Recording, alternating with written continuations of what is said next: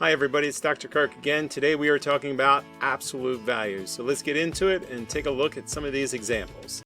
Alright, so absolute value. Let's draw a number line here and we'll put negative numbers on there and positive numbers. We'll count out to 6 in both ways from 0 up to 6 and back to negative 6. So this point right here, what number does this point represent? Well, it's not 1, it's not 2. Looks like it's halfway between the two. So we could say that that is 1.5 or 1.5. Now, absolute value, that is the distance a number is from 0. So let's look at 4. How far away is 4 from 0?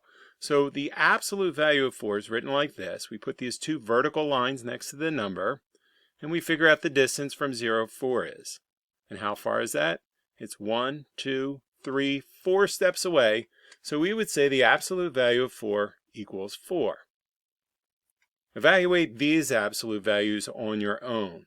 So evaluate the absolute value of 0. So it's asking the question, how far away is 0 from 0? It's a simple question. It's not tricky. But 0 is 0 steps away. So we would say the absolute value of 0 is 0. Now, evaluate a negative number here. So the absolute value of negative 3, again, we want to know the distance from 0. So it is how many steps away? So negative 3, the absolute value of negative 3 is just that, it's 3. It is 3 steps away from 0.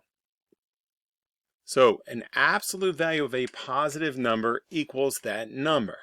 The absolute value of 0 is 0. And then the absolute value of a negative number drops the minus sign and just takes that value. It's the steps away. It's never negative. Absolute value tells us the size of the number, and it doesn't matter whether the number is positive or negative. So if we're looking at 6 or negative 6, they're both 6 steps away from 0. They both are the same size when we're talking about absolute value. So to end this, let's look at these last three here. Once you do these on your own, find the absolute value of 5, negative 1.8,